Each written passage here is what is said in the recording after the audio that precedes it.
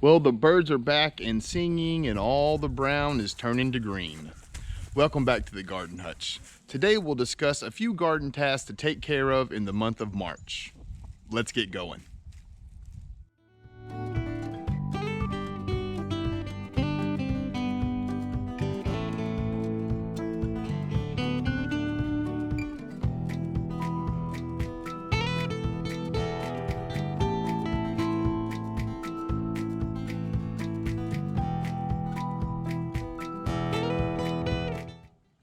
With March comes spring and the spring equinox, and this means that our ground will begin to thaw. Now, once your ground is thawed and you're able to start working it a little bit, it's the absolute perfect time for you to take a soil sample. Now, here in Arkansas, we get our soil samples done for free as long as you're a resident of the state. If you're out of state, you can still get it done for $10. You can just take it down to your local extension services office. They'll give you a free little kit with instructions. Depending on the size of the plot that you want to test, they'll tell you where to obtain your samples from. You take it back there. I believe it takes 2 to 4 weeks maybe to get the results back. So if you're planting in May, you'll have plenty of time to get the results back, locate the amendments and that sort of thing.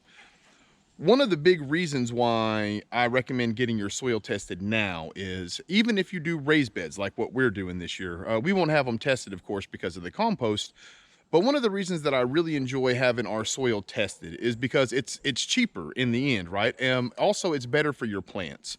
If you go through and you test your soil, for example, and you have a high nitrogen level, you have a high potassium level, but your phosphorus is low, well, number one, if you add an all-purpose fertilizer, you're going to just be wasting money, right? All you really need is the phosphorus out of it. And number two, you could be distorting the ratios, right? So we'll be planting cabbages and stuff, cabbages, carrots, that kind of stuff soon.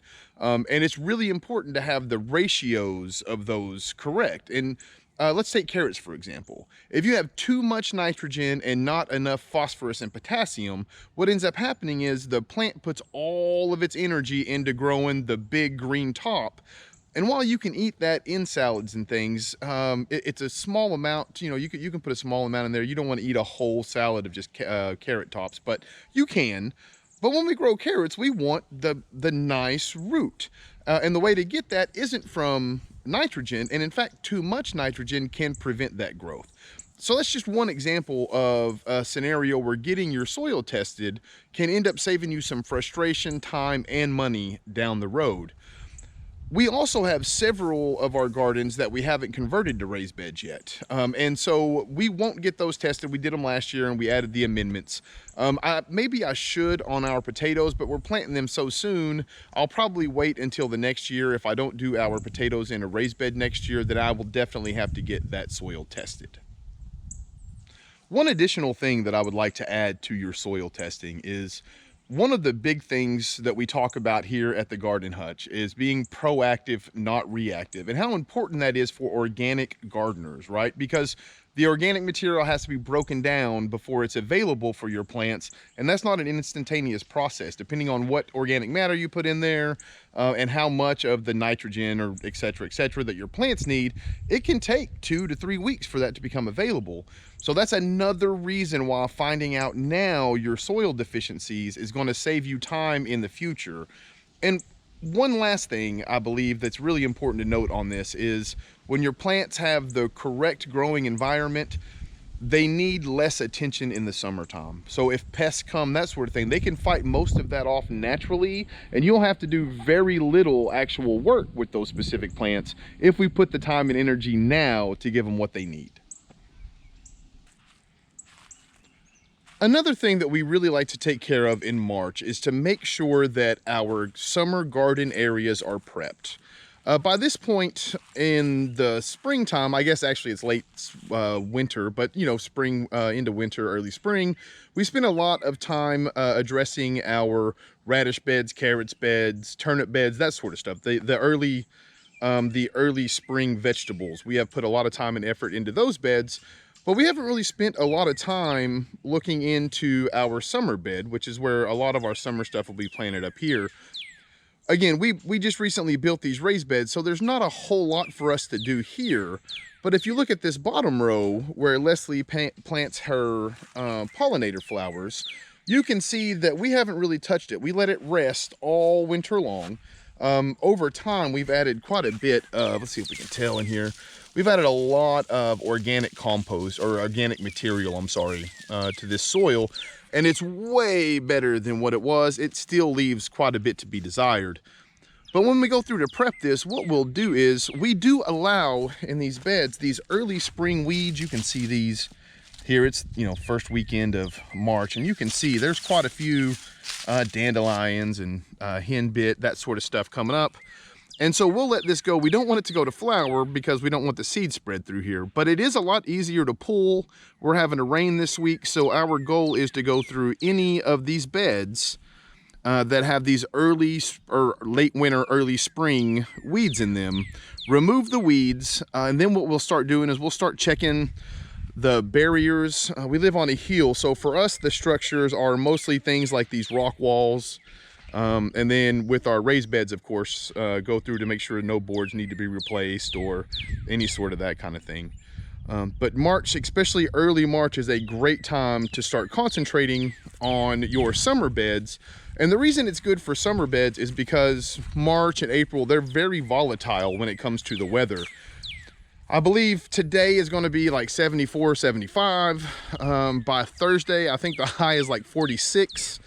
It won't get cold enough to really hurt our cold weather vegetables, and everything else will be in the greenhouse. So it'll only be one day. So I believe the high that day is like 46. The low is 28 or something like that. So that's cold for us here in 7B, and a lot of plants, tomatoes specifically, peppers, that sort of thing, they wouldn't make it. But if we're just putting carrots, turnips, what else, radishes, all of those cold weather vegetables, they will be just fine going through that.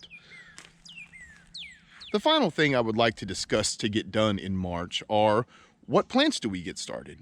Now, of course, in March, we'll have some that go directly into the soil since it's starting to become workable, and then we'll have a few that we need to start in the greenhouse. So let's start with the ones that get sown directly in the soil. So today is March 3rd at the time of this video, and so we'll be planting these today. For the herb, we'll put dill in the ground today. We'll also plant carrots, beets, radishes, and sugar snap peas. Now, you can get snow peas or sugar snap peas. They're both cold weather varieties. I know it sounds like whenever you say the snow peas, maybe they should be better, but we grow sugar peas and we don't have any issues with it. As long as if it gets too cold, you cover them when they get to a certain height, you'll be just fine.